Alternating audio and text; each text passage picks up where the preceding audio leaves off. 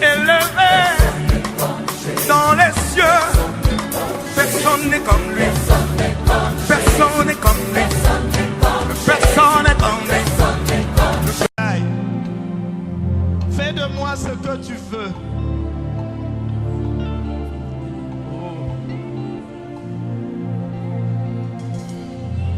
Donne-moi la forme qui te plaît, Seigneur. Donne-moi la forme qu'il faut, Jésus.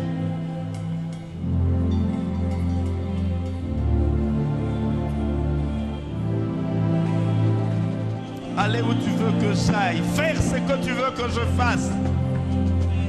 Dire ce que tu veux que je dise.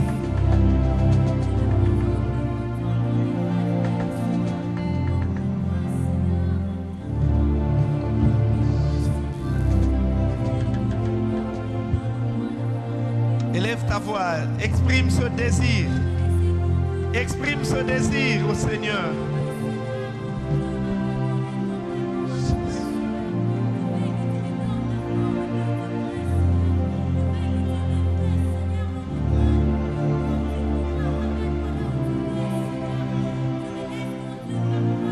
Il est celui qui ouvre un chemin là où il n'y en avait pas. L'important c'est que je sois là où il veut que je sois. L'important que je sois là où il veut que je sois.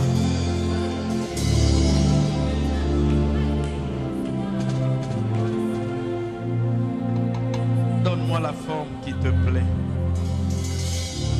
Merci Seigneur. Nous voulons encore une fois, Seigneur, nous recommander entre tes mains. Nous avons besoin de toi. Parle-nous, Seigneur. Oriente-nous, instruis-nous, inspire-nous. Béni sois-tu, Père. Dans le nom de Jésus, nous disons Amen. Amen. Tu as raison d'acclamer le Seigneur.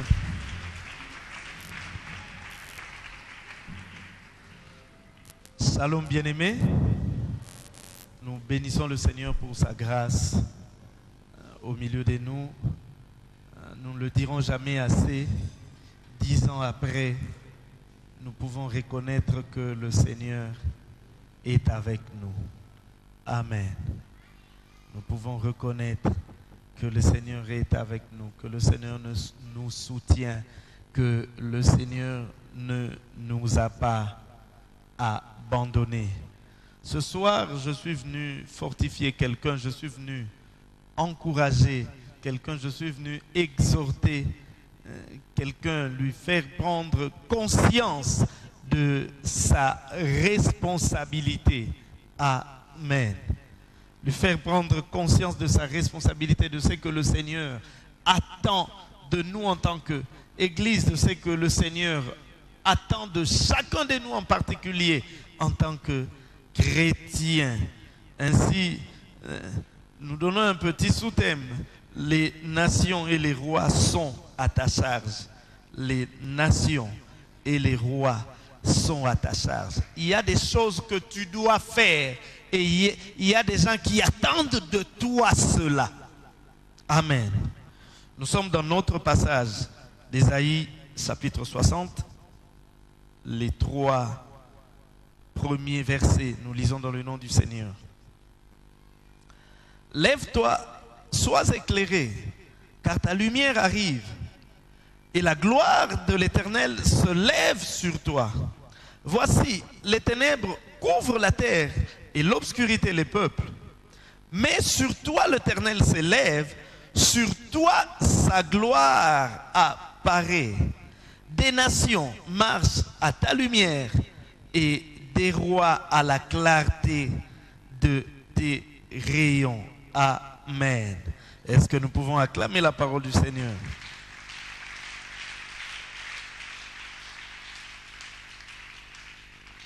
Nous lirons par la suite ce même passage dans certaines autres versions où nous verrons que dans certaines versions on parle du futur, car c'est ce futur que nous avons utilisé dans la proclamation de notre thème de la convention. Les nations marcheront. Parce que maintenant, ils ne marchent pas encore parce que toi, tu dors. Il faudrait que tu te lèves et que tu sois éclairé pour que les autres marchent à ta lumière. S'il y a une condition pour que les autres marchent à ta lumière, c'est que toi, tu dois te lever. Ainsi, ce soir, cet après-midi, nous voulons parler à une génération qui devra être une génération debout. Nous voulons parler à une génération qui devra être une génération différente. Nous voulons parler à une génération qui devra être une génération influente, une génération debout,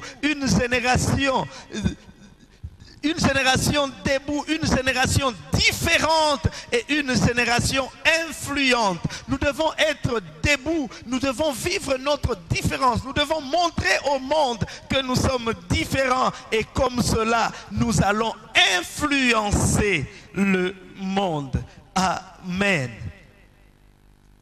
Lorsque nous lisons ce texte comme cela, a été si bien expliqué par tous les orateurs qui sont passés par ici que je bénis du reste, il est vrai que la terre entière est dans l'obscurité. Et pendant que la terre est dans l'obscurité, Dieu demande à son peuple de se lever. Oh, la lumière n'était pas encore là. Il n'y avait pas encore la lumière pendant que toutes les nations, y compris Israël, et si nous voulons actualiser pour parler de nous, enfants de Dieu, pendant que tous étaient dans l'obscurité, peut-être attendant que la lumière se lève pour se lever, Dieu demande à son peuple de faire une différence, de ne pas attendre à ce que la lumière se lève pour se lever, mais de se lever avant que la lumière ne vienne. Amen. Lève-toi, dit l'Éternel.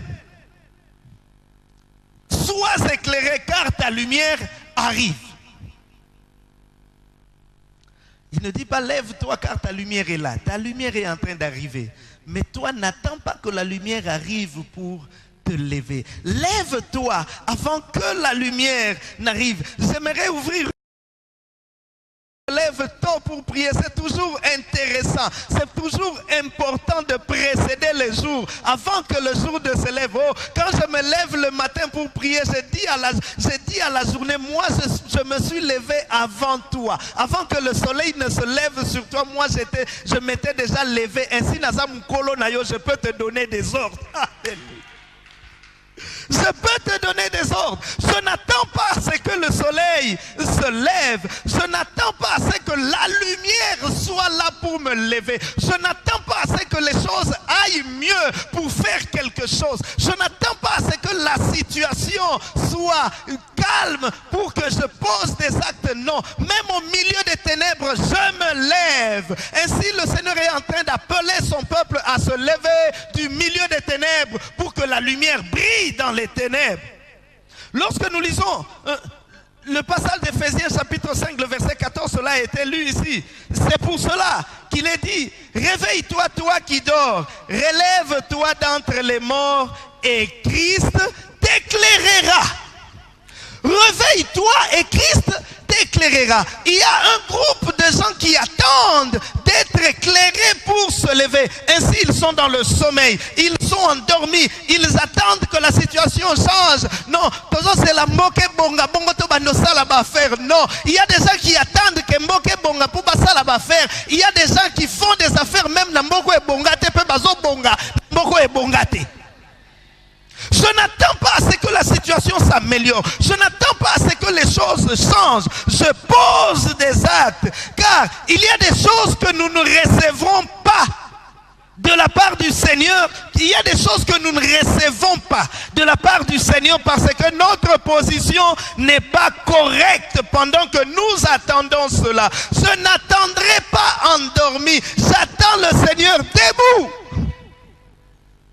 J'attends le Seigneur debout. Il y a des gens qui sont encore dans le sommeil, espérant que les choses aillent mieux. Les choses n'iront pas mieux pendant qu'on est dans le sommeil. Les choses iront mieux lorsqu'on se lèvera et on commencera à faire les choses en pleine obscurité. Et le Seigneur nous éclairera. Il y a des gens qui sont endormis, il y en a qui se lèvent même pendant qu'il fait noir. Ma prière est que la bonne Kinkanda se lève même pendant qu'il fait noir et fasse des choses. Car c'est au moment où nous nous lèverons que le Seigneur nous éclairera. N'attends pas de voir quelque chose pour changer ton attitude, mais plutôt change ton attitude et tu verras des choses qui correspondent à ton attitude.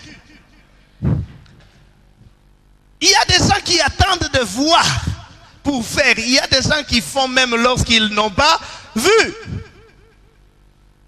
Je me comporte comme possédant déjà, même si je ne possède pas encore. Je vis comme ayant déjà, parce que vous vous souvenez qu'en ces lieux, Dieu nous avait dit qu'Ésa déjà, ce que nous attendons existe déjà, parce que cela n'a pas commencé à exister les jours où nous le verrons se matérialiser. Mais cela existe déjà avant que nous puissions le palper. Je n'attends pas à ce que le soleil se lève. Je n'attends pas à ce que la lumière se lève sur moi. Je pose des actes, je me lève et le Seigneur m'éclaire. Tant que tu es couché, nous parlerons du sommeil. Tant que tu es couché, tant que tu es en sommeil, il y a des choses que tu ne verras pas. On ne peut pas demander à quelqu'un qui dort, à quelqu'un qui est ensommeillé de voir des choses. Pour voir, il doit se lever. Amen. Pour voir, il doit se lever. Car tant que nous serons endormis, il nous sera impossible de voir la lumière. Quelqu'un qui est en sommeil, on ne peut pas attendre de lui qu'il voit la lumière. Dans 1 Thessaloniciens 5, le 5e et 6e verset, Paul dit, vous êtes tous des enfants de la lumière et des enfants du jour. Nous ne sommes point de la nuit ni des ténèbres. Ne dormons donc point comme les autres, mais veillons et soyons sobres. Ne dormons pas comme les autres. Toutes les nations, tout le monde est dans l'obscurité. Les nations dorment, ils attendent à ce que la lumière vienne. Le Seigneur dit à son peuple, faites la différence, levez-vous dans l'obscurité, je vous éclairerai, ainsi les autres nations marcheront à la clarté de votre lumière. Les gens suivent ceux qui sont réveillés. Les hommes ne suivent pas celui qui est endormi. Car celui qui est endormi va endormir les autres. De toutes les façons, dans son sommeil, il est inactif. Comment suivra-t-on quelqu'un qui est inactif? Tu veux éclairer, lève-toi.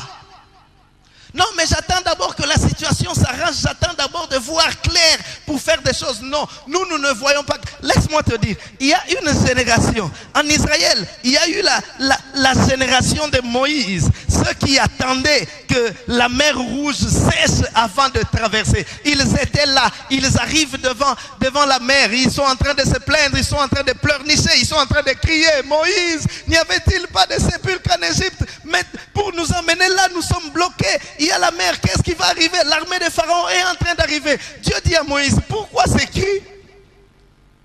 Étends le bâton. Moïse étend le bâton, la mer se fend en deux, le peuple passe et ils sont dans la joie. Ah, la mer s'est fendue en deux parce que nous ne pouvions pas passer tant que la mer ne s'était pas fendue en deux. Nous ne pouvions pas passer. Ça, c'était leur époque, c'était leur génération, c'était l'onction de cette époque-là. À l'époque de Josué, même type d'obstacle. Cette fois-là, c'était le Jourdain. Dieu ne dit pas à Josué, attendez, du reste Josué n'avait pas hérité de Moïse le bâton. Nous n'avons pas le bâton, mais nous avons le Dieu qu'a servi Moïse.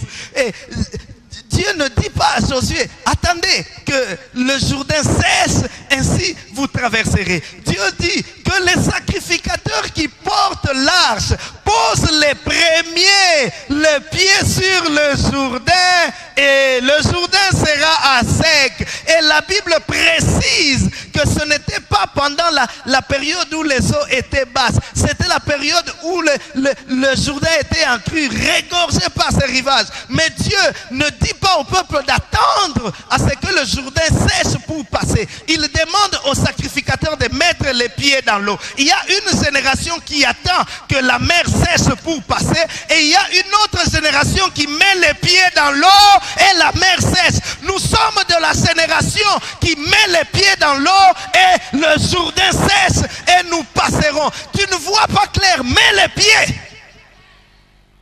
Je ne sais pas comment ça se passera, mais parce que Dieu me l'a dit, je mets le pied.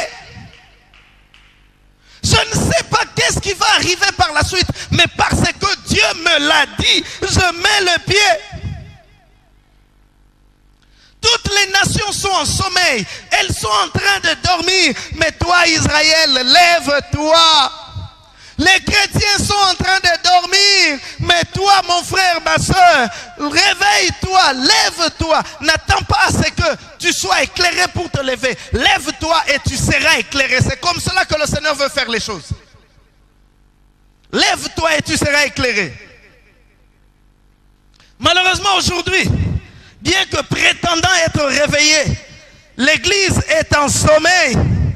Les chrétiens sont en sommeil. Or, tant que nous dormons, il nous sera impossible d'éclairer les autres. C'est nous qui sommes censés être la lumière du monde. Si nous dormons, nous ne serons pas éclairés. Par conséquent, les autres ne seront pas éclairés. C'est comme cela.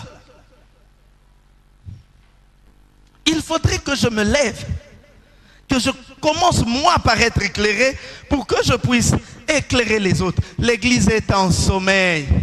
On se dit réveillé. Il y a des églises qui se disent de réveil, mais en réalité, ils sont en sommeil. Nous, chrétiens, nous pensons être réveillés, mais nous nous sommes plongés dans un sommeil. Le sommeil de la routine, le sommeil de l'habitude. Vous savez, on ne prie pas parce qu'il y a un profond désir, parce que Dieu met dans notre cœur cette pensée, mais par habitude, parce que je suis habitué. Chaque jour à pareille heure, je prie sans révélation. Je vous ai toujours dit, ne priez pas par habitude, priez par révélation. La routine conduit au sommeil parce que on fait, à force de faire les mêmes choses, on est habitué. Je fais toujours comme ça, je fais toujours comme ça. Oh, moi prêcher, bon, c'est normal. J'ouvre seulement la Bible, je tomberai sur un passage. Je vais expliquer. C'est par habitude, aucun tremblement.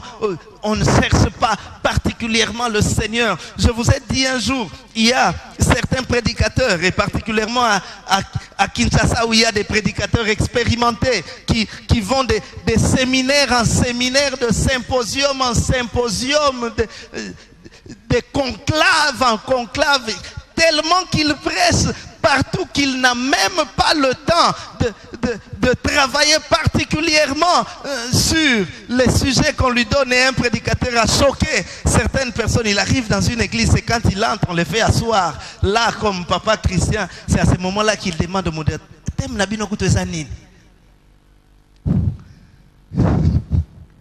Pourquoi? Parce qu'il s'est dit qu'il est, quand on lui donne le thème, il dit, oh, j'ai déjà prêché quelque chose de semblable. Il cherche dans son cas, ah, ça, naote ya bango oi. On prêche par habitude, on sert Dieu par habitude, on vient au culte par habitude, pas par révélation. Parce que le dimanche, je suis habitué à venir au culte. Si je ne viens pas, je n'aurai rien à faire. Allons simplement au culte. On vient au culte sans révélation, sans soif de rencontrer le Seigneur. On fait des choses par habitude, ainsi on tombe dans le sommeil.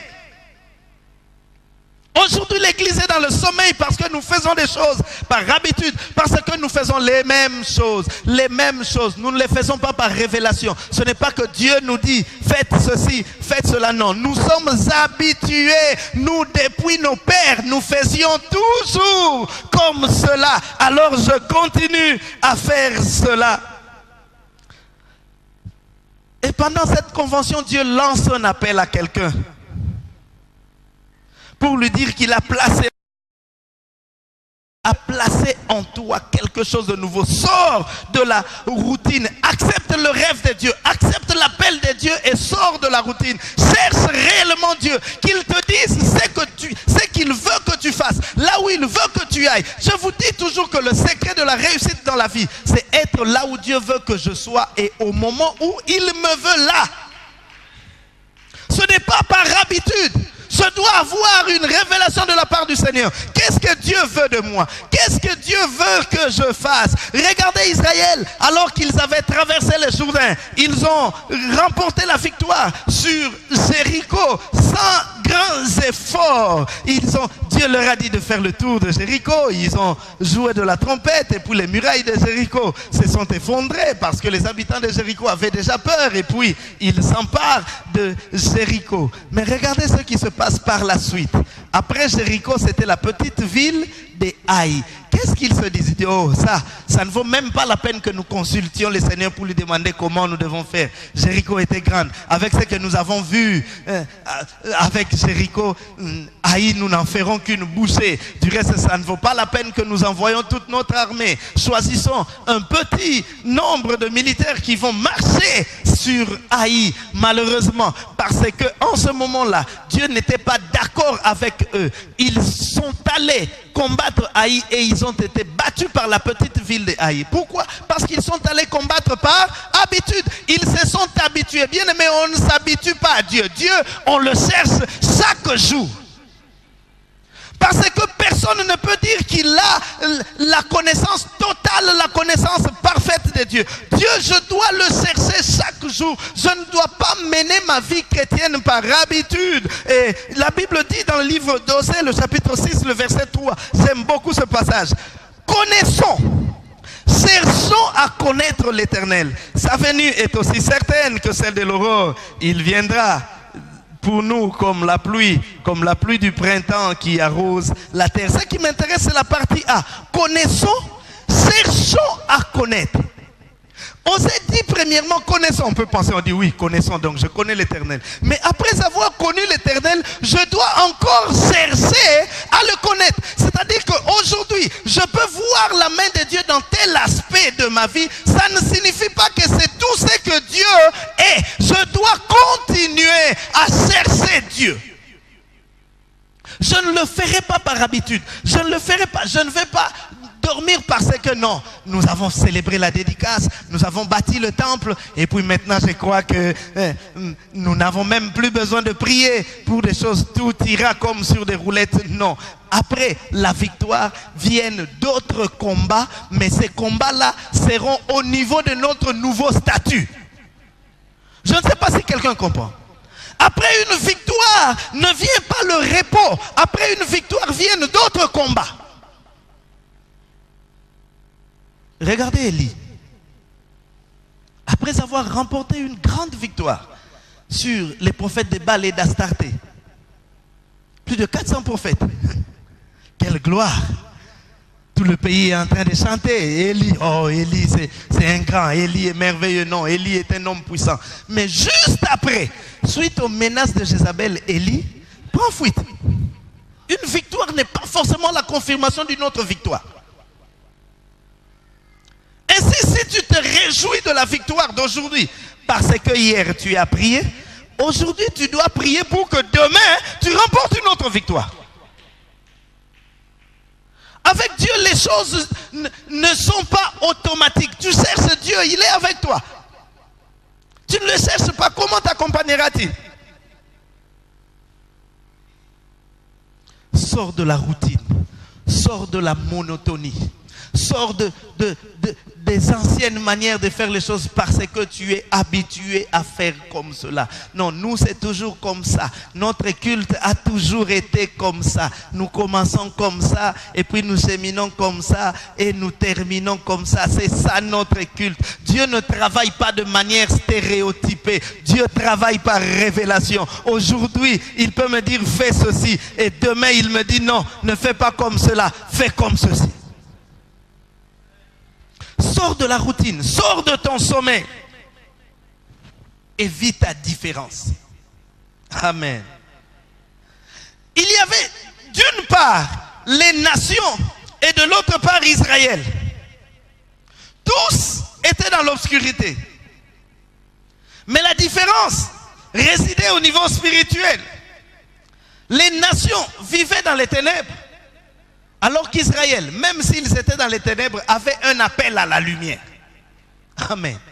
Israël avait déjà un appel à la lumière. Enfant de Dieu, tu as un appel à la lumière. Alors réveille-toi parce que ta lumière t'attend. Oh, ta lumière attend que tu te lèves pour t'éclairer. C'est cela ce que voulait dire le Seigneur.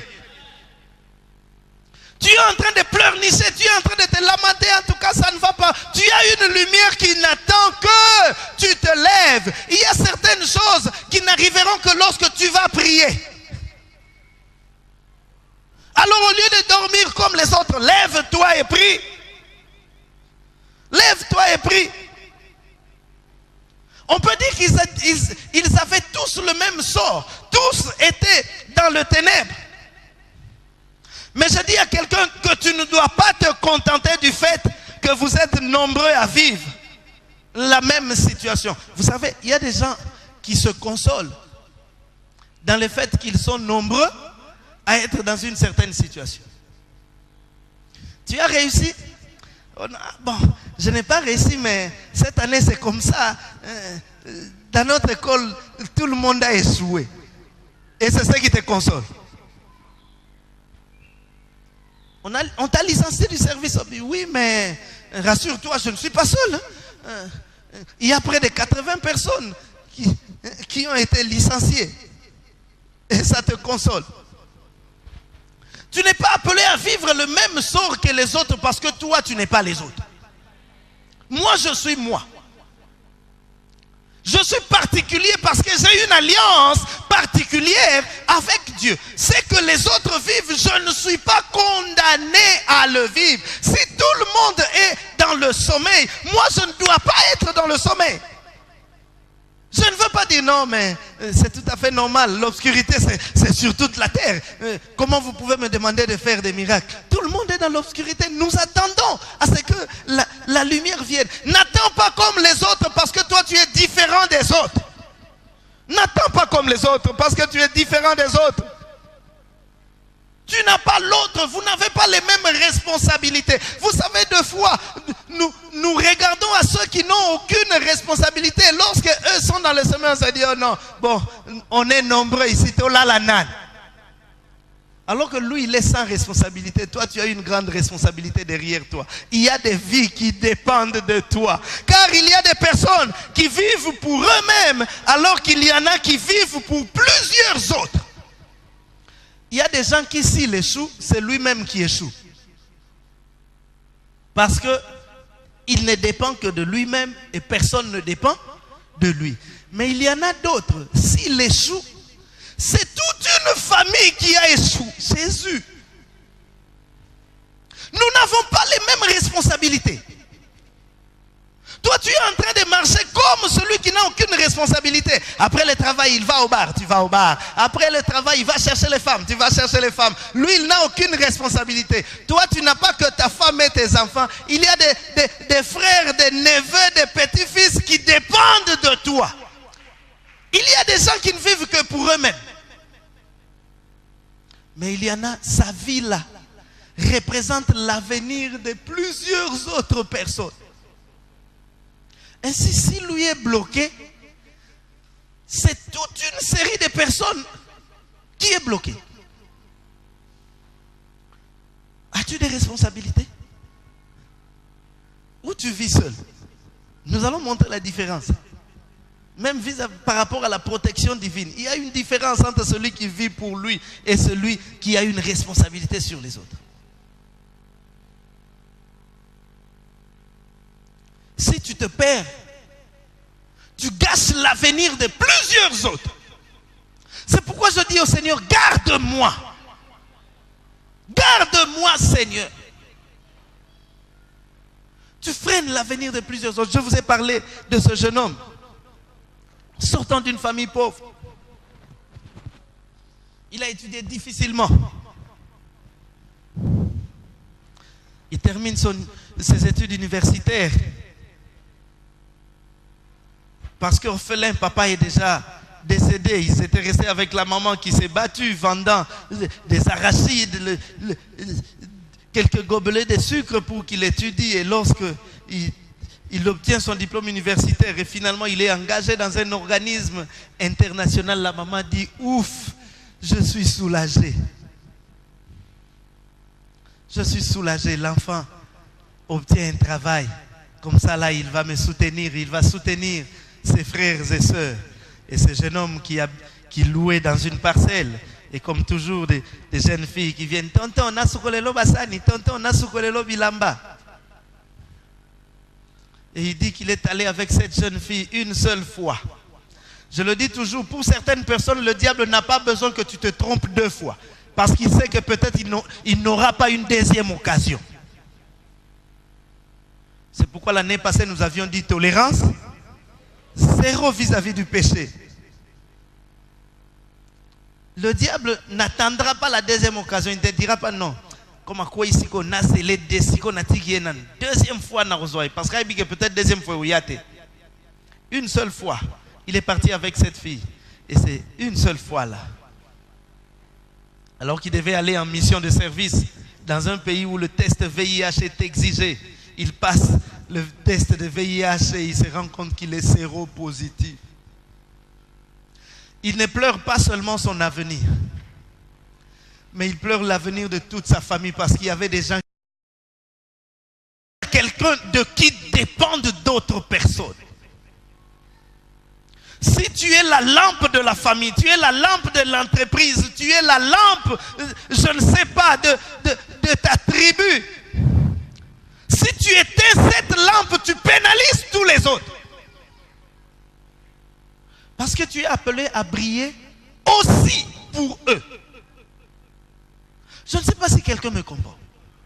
Tu es appelé à briller aussi pour eux. Parce que tu as des responsabilités. Parce qu'en tant que chrétien, nous avons des responsabilités vis-à-vis des autres. Et chacun de nous en rendra compte devant le Seigneur. Les capacités qu'il t'a données, ce n'était pas seulement pour toi. Il y avait des gens qui devaient dépendre de toi. Mais tu as freiné la grâce de Dieu. Que la grâce de Dieu ne s'arrête pas à toi. Que la grâce de Dieu ne s'arrête pas à toi. Élie était un prophète. Il avait des élèves, des fils de prophètes. Merci Seigneur. Et parmi ces fils de prophètes, Dieu lui a demandé de choisir Élisée pour lui succéder, n'est-ce pas? Élisée a marché avec Élie. Il a vu Élie frapper le manteau dans le Jourdain et voir le Jourdain sécher. Ils ont traversé. Et lui aussi, à son tour, a fait de même. Et il a traversé. Après Élisée, qui était le prophète? Oh, shalom. Après Élisée, qui était le grand prophète en Israël? Qui a succédé directement à Élisée? Est-ce parce qu'Élisée n'avait pas préparé quelqu'un? D'une part, il y a celui qui doit préparer quelqu'un. D'autre part, il y a celui qu'on prépare qui doit être prêt. Géasi a arrêté la grâce de Dieu. Pourquoi? Parce qu'il a suivi l'argent de Naaman. Parce que c'était lui qui était préparé. Après Élisée, ça allait être Géasi, le grand prophète. On n'a plus entendu parler de Géasi après qu'il ait reçu l'argent de la part de Naaman. On se plaindra toujours qu'on ne t'a rien légué et toi étais-tu prêt à recevoir? Il y a d'une part celui qui donne et d'autre part celui qui reçoit. Celui qui reçoit devra aussi être digne de recevoir ce qu'on lui donne. Si tu n'en es pas digne, ça ne passera pas par toi. Ça ne passera pas par toi. La faute n'était pas Élisée. Élisée a fait tout ce que Élie a fait pour lui. Mais Géasi n'avait pas la nature d'Élisée. Alors ne sois pas un Géasi qui arrête la grâce, qui arrête la faveur de Dieu. Que l'huile de Dieu qui est en train de couler, qui a coulé sur quelqu'un au-dessus et qui s'est répandu sur quelqu'un d'autre au-dessus de toi ne s'arrête pas par toi. Que je ne sois pas celui qui arrête les faveurs de Dieu dans ma famille. Que je ne sois pas celui qui arrête les faveurs de Dieu dans l'église. Akan était celui qui avait arrêté les faveurs de Dieu en Israël.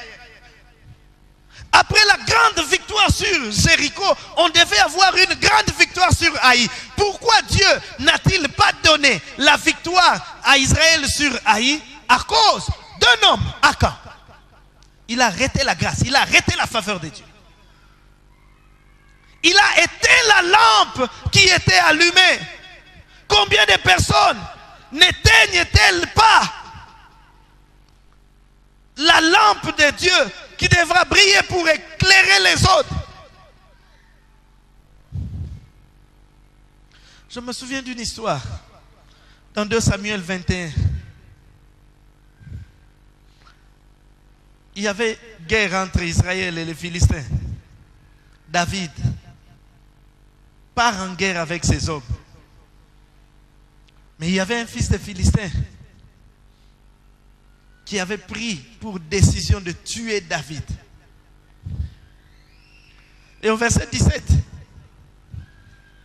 la Bible dit, Abishai, fils de Tseruja, vint au secours de David, frappa le Philistin et le tua. Alors, les gens de David jurèrent.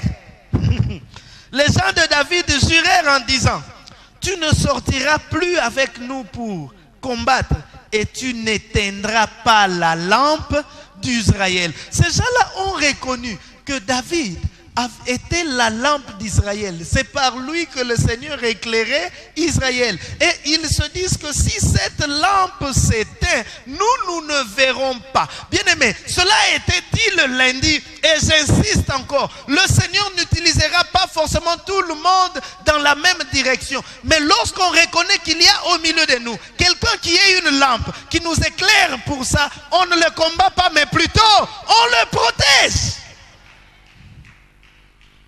La lampe, on la protège. Est-ce que la lampe s'éclaire elle-même ou elle éclaire les autres? Lorsqu'on a une lampe, on la protège.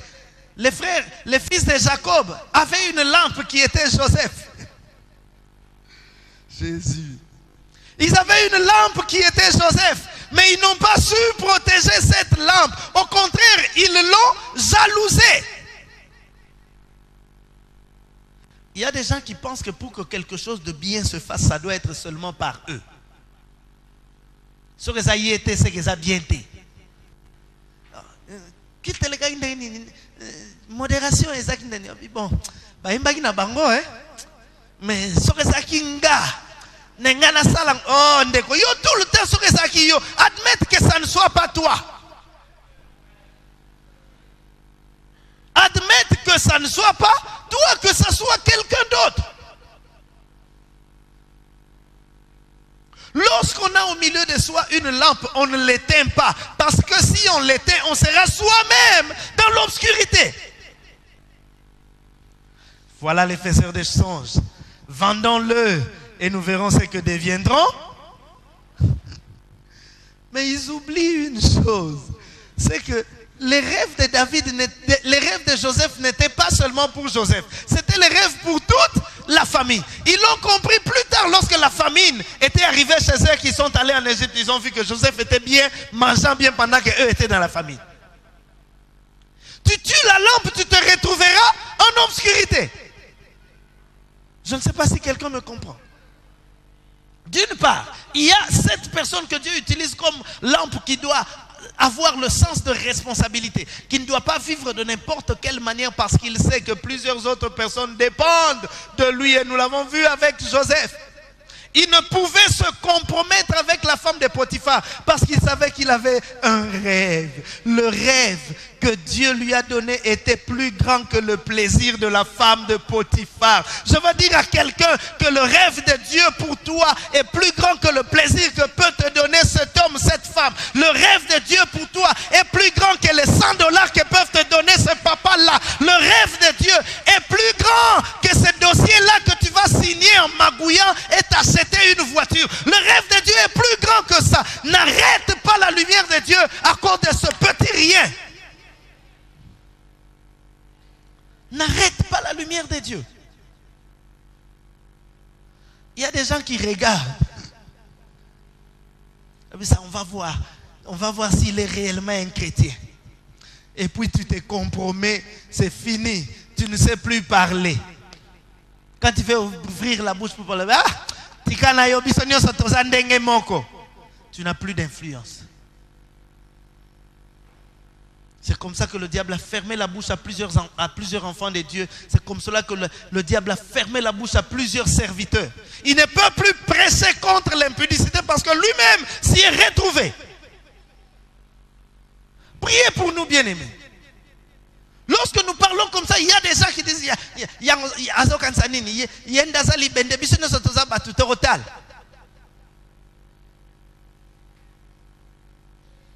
que le Seigneur nous aide, que nous n'éteignons pas la lampe de Dieu.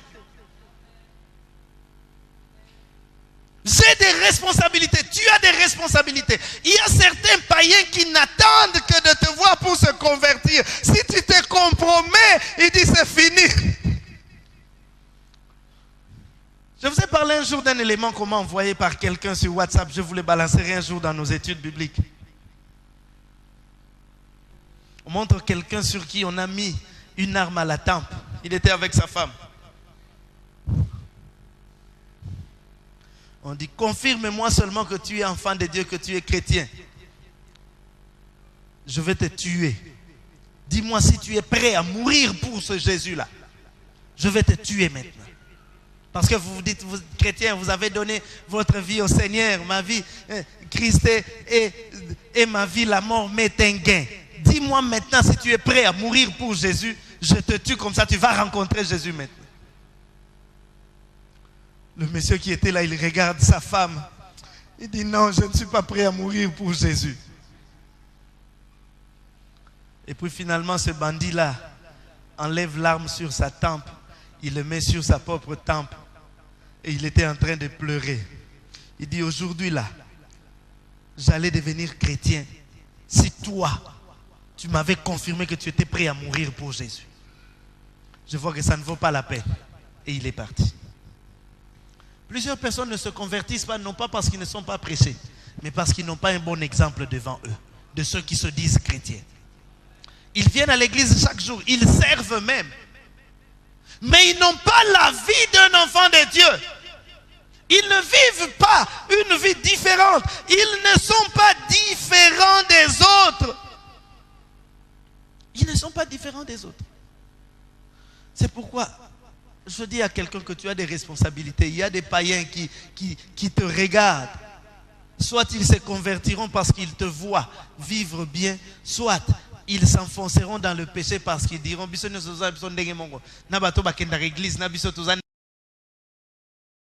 puis à la fin du service, nous partageons le même argent. Moi je vais au bar, lui il va à l'église. Même péché. Mais après nous prenons des directions différentes. Mais il y a des gens qui vivent pour les autres. Sois sûr qu'il y a des gens qui dépendent de toi. Tu vis bien, ils seront bien. Tu vis mal, ils s'enfonceront dans les mal. J'ai dit qu'il y a une différence. C'est pourquoi même dans le traitement par Dieu, nous l'avons vu avec David. Les collaborateurs de David ont dit à David, tu ne sortiras plus. Et tu n'éteindras pas la lampe d'Israël. Parce que si là, on peut tuer, toi tu es comme 100 parmi nous, 1000 parmi nous. Nous pouvons mourir. La gloire d'Israël continuera. Mais si dans les champs de bataille, toi David, tu tombes, nous serons en débandade. Nous serons en débandade. C'est pourquoi il y a certaines personnes, peut-être que Dieu protège plus que d'autres. Parce qu'eux, ils vivent pour plusieurs. Tu as intérêt à vivre pour plusieurs, à être important non pas seulement pour toi, à être important pour tous les autres.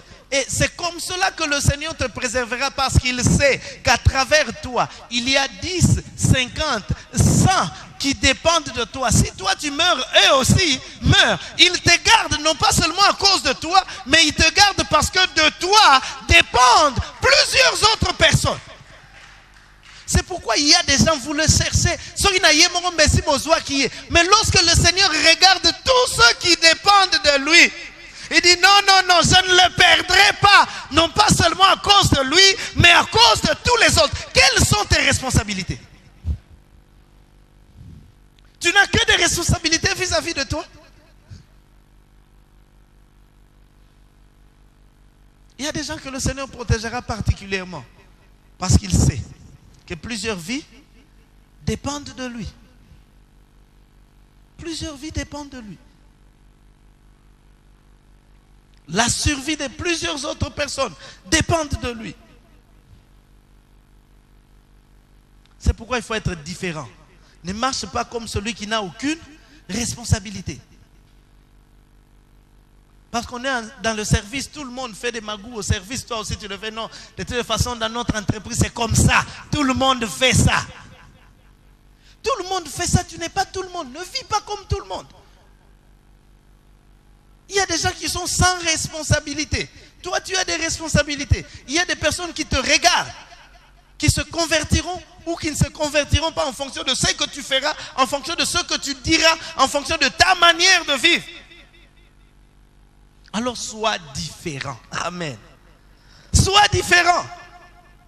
Car lorsqu'on est différent, on vit différemment. La différence ne se fera pas au niveau des paroles, mais plutôt dans notre mode de vie. Nous n'allons pas être là à crier, à déclarer que nous sommes différents. Non, moi je suis différent. Je suis un enfant de Dieu. Je suis la tête et non la queue. Je suis le sel, la lumière. Non, vis cette différence. La différence ne se déclare pas. La différence se vit. Malheureusement, aujourd'hui, l'Église est plongée dans des déclarations. Nous faisons des déclarations des choses que nous ne sommes pas. Nous ne sommes pas. Vis. Que les gens voient que tu es différent des autres. En tout cas, dans notre entreprise, nous avons des gens, mais celui-ci, il est chrétien. Il est chrétien. Pas seulement parce qu'il est dit. Tout le monde dit qu'il est chrétien. Tu pries.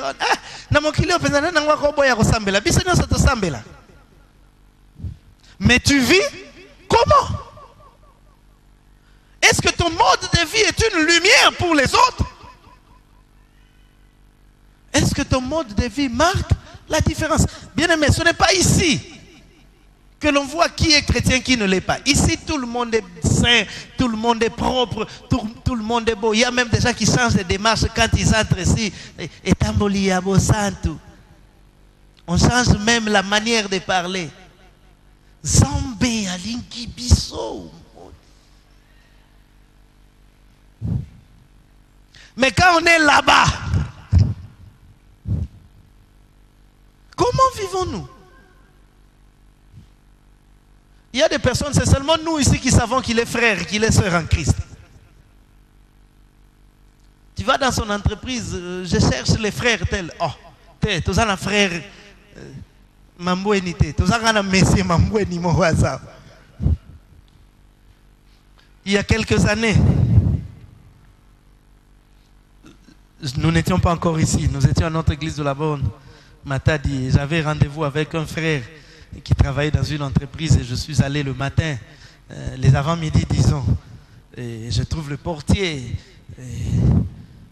j'y allais 2 fois et on me respectait en entrant parce que j'étais un serviteur à la borne. Et puis, mais ces jours-là, le même portier qui me respectait quand je venais, je l'ai vu bizarre ces jours-là. Je dis non, mais je veux aller voir messieurs, je veux aller voir notre frère. Il dit, quel frère? Toi, tu n'as pas appris qu'il a volé l'argent ici, il s'est enfoui. Mouillé. Parce que là, ce n'est pas seulement lui. Donc la conclusion, c'est que Bino Bato la borne boza miyibi. Est-ce que quelqu'un comprend? L'acte, tu le poses toi-même. Mais la conséquence est sur nous tous. L'opprobre est sur nous tous. Alors que c'est une personne qui a commis l'acte. Tu as des responsabilités. J'ai des responsabilités. Nous avons des responsabilités. Ne vis pas comme si tu étais seul. C'était comme si c'était nous, comme si le pasteur du haut de la chair avait dit, bon, lorsque vous allez dans vos entreprises, vous voyez l'argent, prenez et amenez. Ce jour-là, j'étais mouillé. Malheureusement, il n'y avait pas un taxi tout proche là. De là pour aller prendre le taxi, honteux. 200 kilos dans chaque jambe. À cause de ce que quelqu'un d'autre a fait. Combien de fois ne faisons-nous pas insulter le Seigneur à cause de ce que nous faisons? Combien de fois? Si tu es différent, vis cette différence. Ne la déclare pas seulement, vis-la. Aujourd'hui, les chrétiens sont plus dans des déclarations. Non, nous voulons vivre la différence, vivre notre différence. Que je laisse les autres témoigner, que je laisse les autres parler. Tellement que nous sommes déjà dans un mode de titres, de noms. Les pasteurs eux-mêmes se donnent déjà des titres. Et puis les fidèles aussi commencent à se donner des titres. Les bâtons de Dieu, les dos de Dieu, la salive de Dieu. Laisse-nous voir ça. Est-ce que nous disions cela?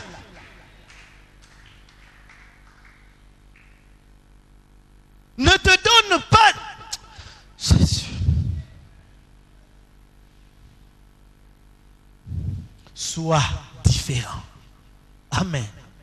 Sois différent. Je voudrais qu'à la fin de cette convention, que nous décidions à vivre notre différence à la cité.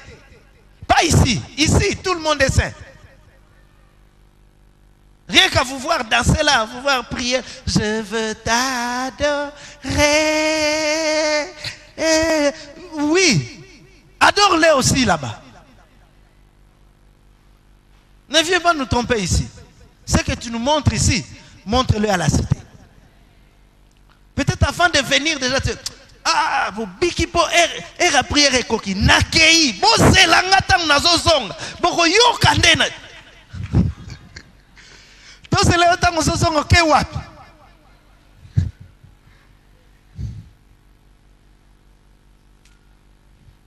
Boko nsateke sili, nakei na nous prière. Tang nazozonga. Boko ye banga ndena sana.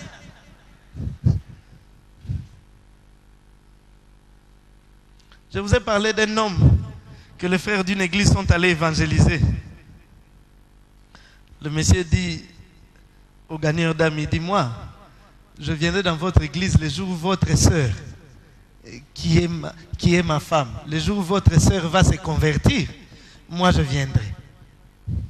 Et pourtant c'était une femme zélée à l'église, mais à la maison un frein pour la conversion de son mari. Combien de fois dans la famille ne sommes-nous pas des freins pour la conversion des autres membres de famille? À cause de ce que tu es, tu empêches à ce que d'autres viennent au Seigneur. Tu empêches.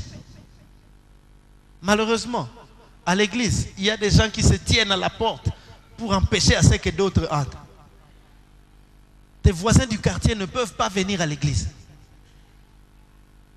Parce qu'au soir, ni sarabango tangu nyos. Atabala bana euti kuna ekoti, c'est fini. Si genre soit na balaba. On te connaît.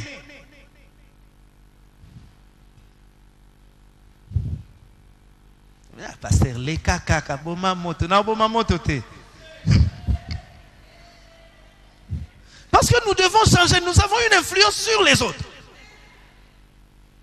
Ils se convertiront ou non en fonction de ce que nous sommes. Toi, tu pensais que la lumière, c'était quoi? Si il y a une convention, la lumière, il y a ça iné.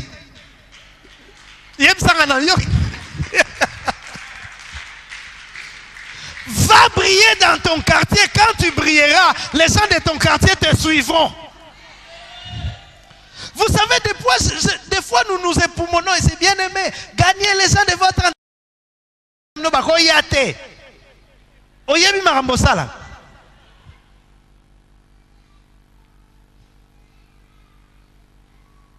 Je suis là, je vais parler. De toute façon, c'est moi qui me programme.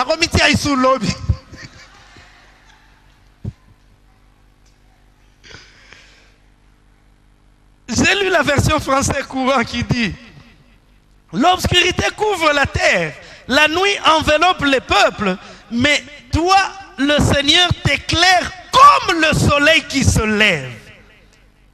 Au-dessus de toi apparaît sa présence lumineuse. Est-ce que quelqu'un me comprend?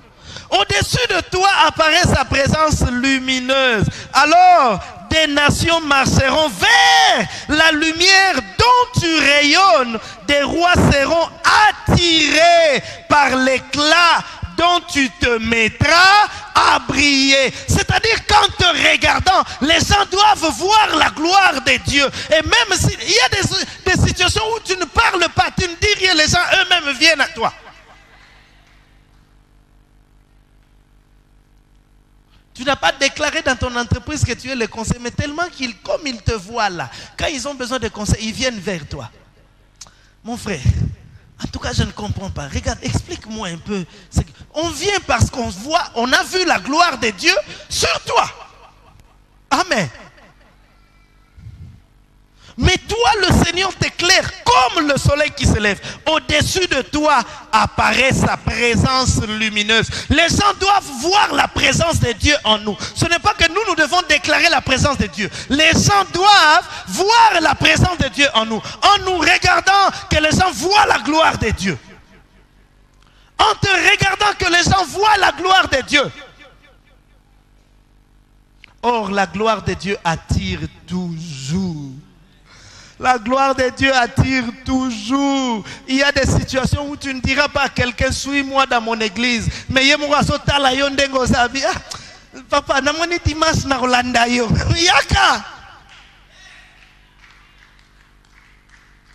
voulons être un peuple différent. Alors un peuple différent qui attire. Amen. Former une génération différente. Nous vivrons différemment des autres. Les gens regardent. Dans cette entreprise, tout le monde fait la magouille. Mais c'est papa là, il y a ça qui magouille. Namoni, dans aucune église. Pendant qu'il y en a d'autres, il est pasteur. Dans l'entreprise, dans mes pasteurs, il y a Moïse. C'est bon. Et ça combien? Et ça 1000. Namoni, tout ça à 1200. Comme ça, descend au Kabolangana yo 500. Et puis, qu'on a qui va bengue pasteur.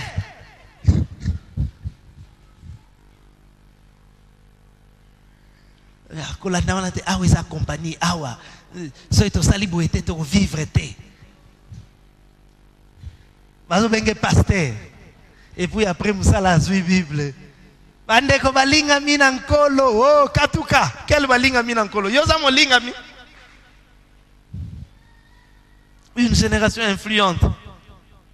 Une fois que le Seigneur nous a éclairés, nous devenons vouloir ou pas un modèle, une référence pour les autres. Car lorsque notre lumière brillera, les nations elles-mêmes viendront vers nous. Il y a certaines choses qui sont automatiques. Amen. Il y a certaines choses qui sont automatiques. Ce mari-là qui a toujours refusé de venir prier, qui a toujours refusé de venir à l'église, mais lorsqu'il voit que sa femme a changé, sa femme vit différemment, tu l'as invité 1000 fois, il n'est jamais venu. Mais tu te réveilles, un matin, tu t'apprêtes pour aller à l'église, et puis tu entends seulement quelqu'un te dire: attends-moi, je pars avec toi. Nake Wednesday, nake église, bien, nasoke na yon église. Pendant que toi, tu attends qu'il change, lui attend que toi, tu changes. Il y a des choses qui sont comme ça. Toi, change d'abord et les autres changeront. Toi, tu attends à ce que les autres changent pendant que toi, tu ne changes pas. Tu penses qu'il n'y a que toi qui as des choses à leur reprocher. Je voudrais que chacun de nous dans sa famille soit une lumière qui attire. Alors pour que tu attires, ne vois pas comment eux, ce que eux doivent changer. Vois d'abord ce que toi, tu dois changer. Il y a beaucoup de couples qui sont en difficulté simplement parce que chacun attend que l'autre change. Si seulement il commence à me montrer son salaire, tout son salaire, en tout cas je vais changer dans comme moi si malade. Il est pas ça. Mon collègue comme moi si malade, na bando l'accès bon nanga nyos. Alors commence par changer. Il y a certaines choses pour lesquelles tu as parlé pendant des années que tu obtiendras sans parler, seulement en changeant d'attitude.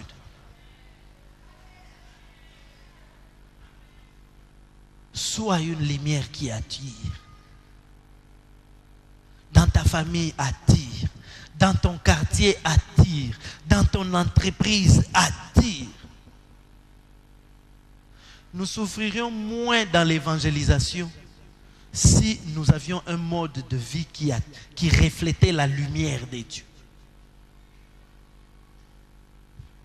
Parce que je vous ai toujours dit, ce que nous pouvons gagner plus facilement, ce sont ceux que nous connaissons. Toi, tu vas sortir pour te mettre sur la rue pour dire aux inconnus, mon frère, Yesu alingi oyaka, ça marche, c'est vrai.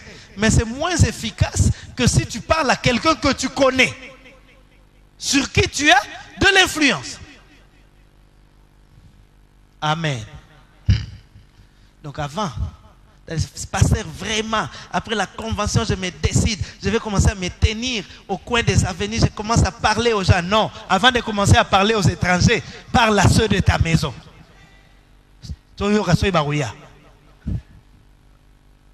Parce que ceux qui te connaissent mieux, ce sont ceux qui vivent avec toi. À la maison, ce sont ceux qui vivent avec toi. Au quartier, ce sont ceux qui travaillent avec toi dans ton entreprise. C'est sur eux que tu dois avoir de l'influence. C'est sur eux que nous devons avoir de l'influence. L'église primitive avait de l'influence, croissait, parce que à l'intérieur d'elle, la vie était sereine. Amen. Et leur mode de vie attirait de plus en plus. Si les gens venaient, c'était parce que la parole était prêchée, c'est vrai, mais c'était aussi parce qu'entre eux, ils vivaient bien. Et parce qu'il n'y avait pas d'indigents au milieu d'eux, cela attirait encore d'autres personnes. Est-ce que notre église, telle qu'elle est, attire ou elle repousse? Quand on est dans des divisions, quand on est dans des querelles inutiles, quand on est dans tous les égos là, égocentrisme, égoïsme, égo c'est moi, donc tout c'est moi. Ce qui doit se faire là de bien, c'est moi. C'est lui qu'on doit féliciter, c'est moi. Celui qu'on doit dire qu'il a bien fait, c'est moi. Si on dit à quelqu'un, ah mon frère, en tout cas là tu as bien travaillé, parce que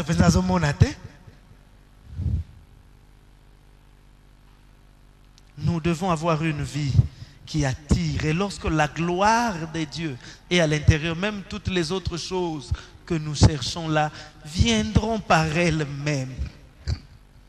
Amen. Même toutes les autres choses que nous cherchons. Toujours dans le même chapitre 60 d'Ésaïe, lorsque nous descendons dans le 11e verset, l'Éternel dit à Israël par Ésaïe, tes portes seront toujours ouvertes. Elles ne seront fermées ni jour, ni nuit, afin de laisser entrer chez toi les trésors des nations et leurs rois avec leur suite. C'est-à-dire qu'il y a, même dans le domaine financier, il y a certaines choses que tu verras simplement parce que ta gloire attirera. Ta gloire n'attirera pas seulement les hommes, mais ta gloire attirera aussi les finances. Ce que tu es en train de chercher, je ne sais, par des prophètes en cours de route, tu sais ma gauche, tu sais ma droite. Parce qu'aujourd'hui, on fait croire aux gens que même si tu n'as pas une bonne vie, tu n'as qu'à s'aimer et puis robot. L'on a libendé. Il y a un an après, tu vas comprendre l'essor de la sémence que tu jettes chez ton prophète du coin de rue.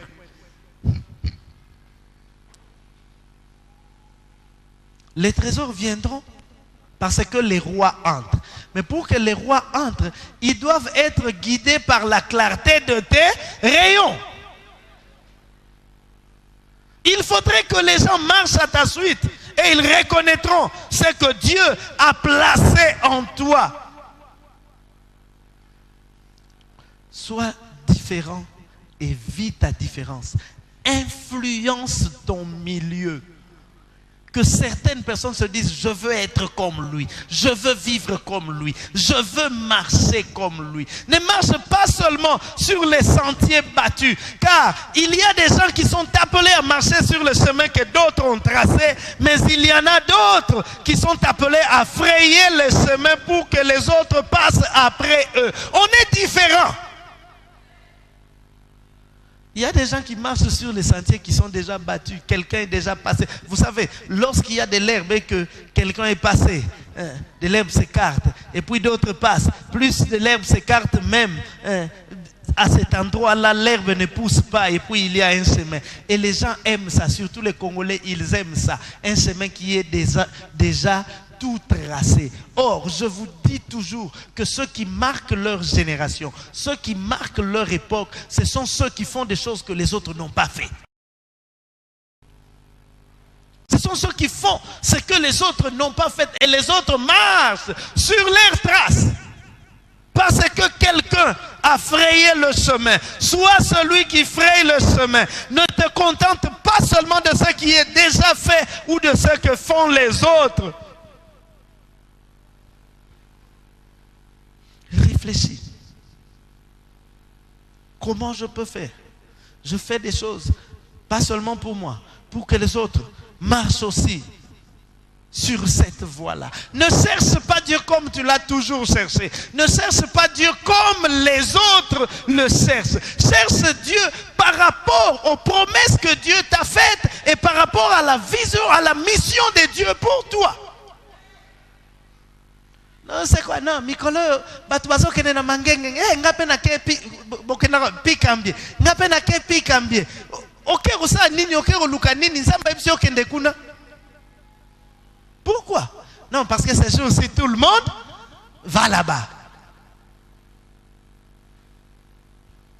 Tu y vas par habitude et non pas par révélation. Sois influent. Il y a des gens qui sont incapables d'influencer la moindre personne. Incapable de dire à la moindre, ne serait-ce qu'à une personne que Jésus-Christ t'aime, Jésus te veut. Il veut que tu lui donnes ta vie. Incapable. Il n'est pas influent. 10 ans à l'église, il a produit combien? Nous terminons la convention. Je poserai la question à chacun. Tu as combien d'années à l'église? 5 ans. En 5 ans, tu as produit combien à l'église? 0. Oh, vous savez ce que le Seigneur dit des arbres qui ne portent pas de fruits, n'est-ce pas? Quel sera leur sort? Ils seront coupés ou jetés au feu. Portes-tu des fruits? Es-tu influent? Y a-t-il des personnes qui dépendent de toi? Y a-t-il des personnes qui t'ont suivi?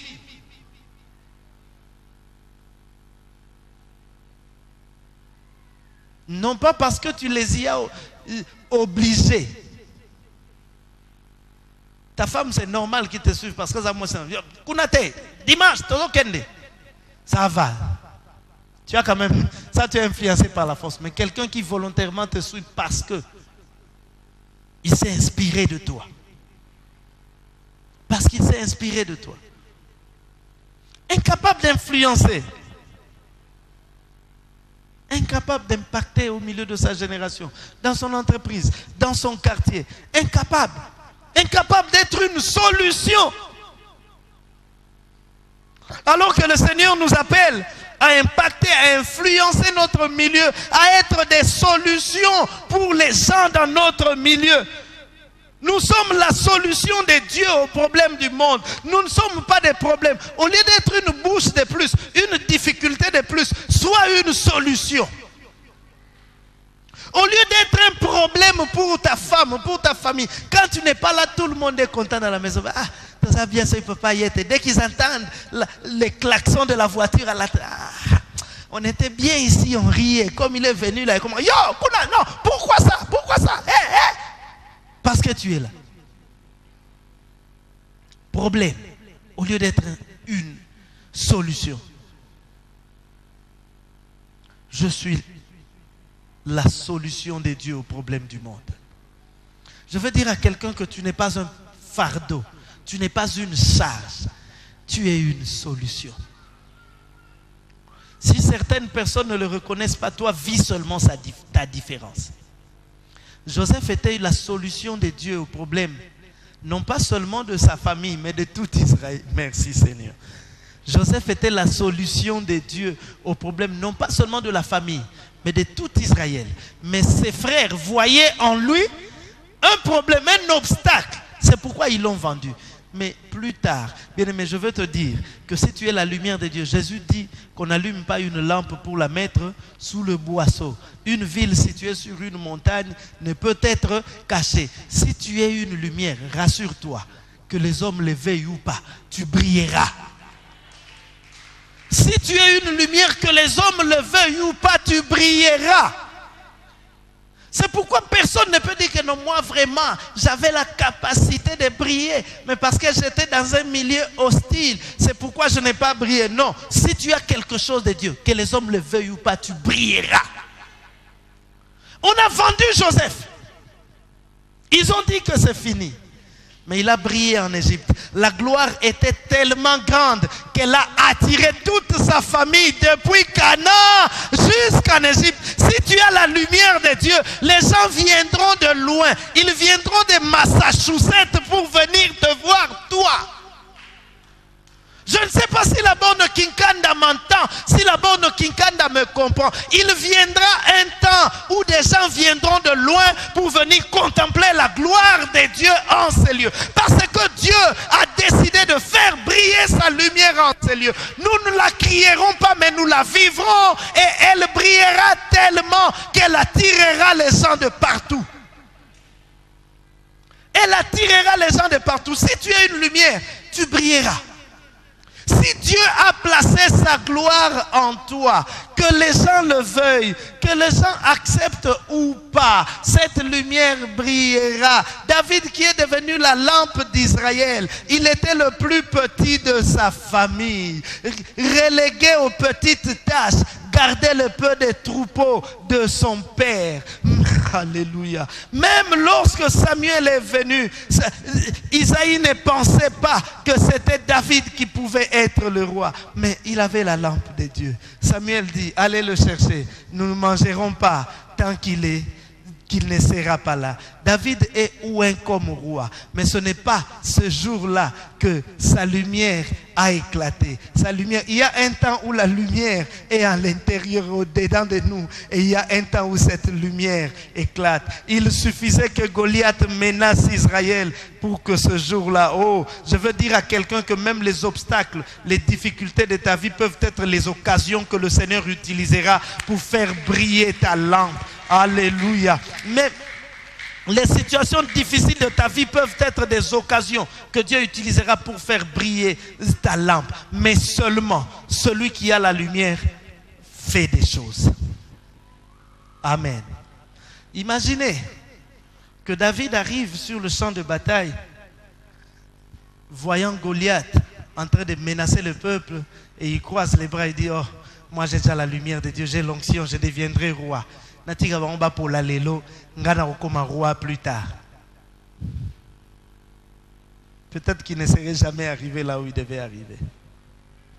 Le Seigneur prépare certaines circonstances pour que ta lumière brille.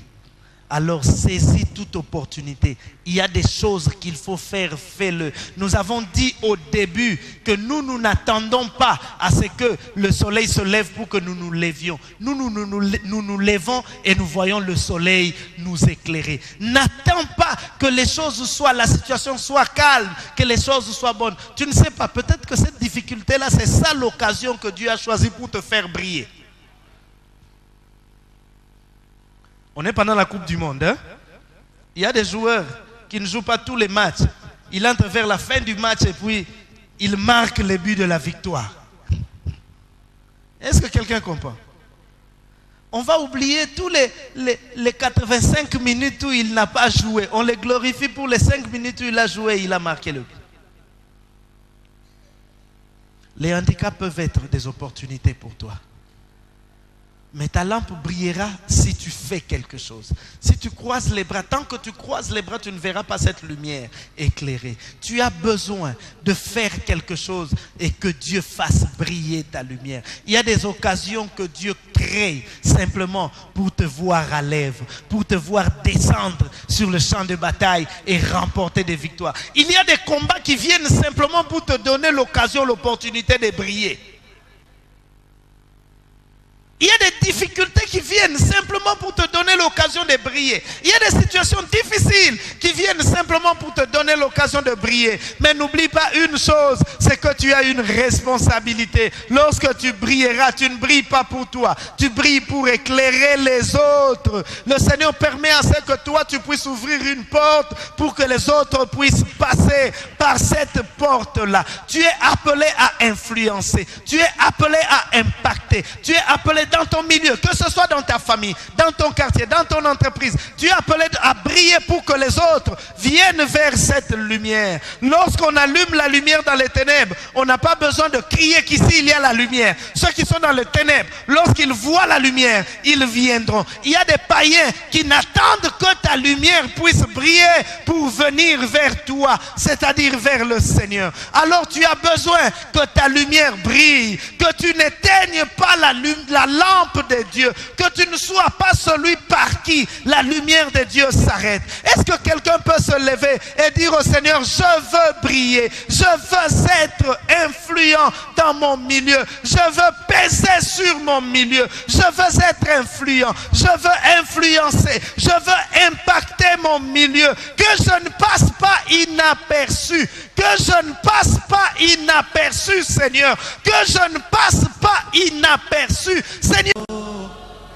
Akobanga nini na Obelema batoma be epainanga ubabebisa bomoina nakobanga te ata ebele ya bangu na bajingeli motema nanga motema ezali lelikia sepai na Kolo Yesu Yesu molingami nanga Éternel notre Dieu, combien désirons-nous ta présence, ô Éternel. Tout ce que nous apprenons, l'interpellation que tu nous fais concernant notre responsabilité, ô Seigneur, nous pouvons être une porte pour les autres. Soit cette porte sera ouverte ou fermée. Ô Dieu, mais cependant nous voulons être cette porte ouverte au travers de laquelle plusieurs viendront et entreront dans ta maison, Seigneur. Nous voulons attirer, influencer. Nous voulons voir ta gloire. C'est pourquoi, Seigneur, fais-nous grâce. Garde-nous. Protège-nous. Toi-même, tu as connu cette expérience où les gens te suivaient pour surprendre une petite mauvaise parole afin de pouvoir diffamer ton nom. Mais ils n'en ont pas eu parce que l'Esprit de Dieu était sur toi. Et tu as pu marcher dans la grâce, dans la sainteté.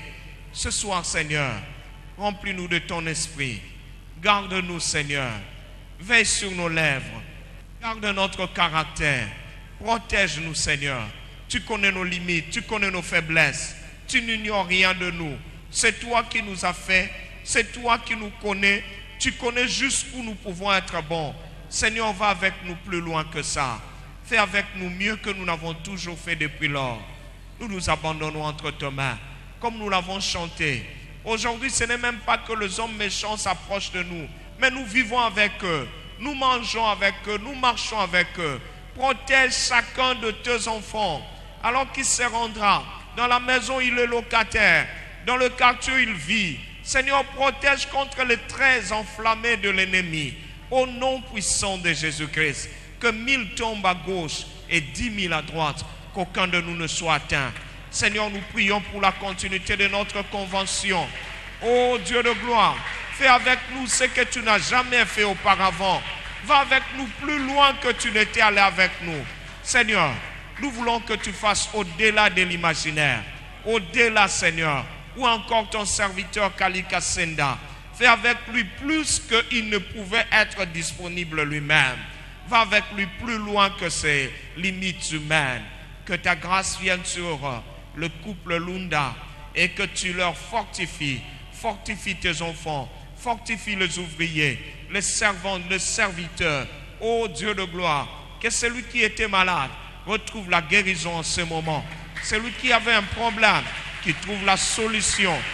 Dis que Dieu pour nous, en appui, en abri, en refuge, en soutien qui ne manque pas. Merci Seigneur notre Dieu, parce qu'en sortant d'ici Seigneur, tu nous précèdes dans nos maisons pour y apporter la provision, pour y apporter la guérison, pour y apporter l'exaucement. Merci parce que l'exaucement de nos prières nous attend dans nos maisons, dans nos bureaux, dans le lieu où nous vendons, dans nos champs, dans nos activités, et que ta gloire nous accompagne au nom de Jésus. Gloire et louange à toi, Seigneur Jésus-Christ.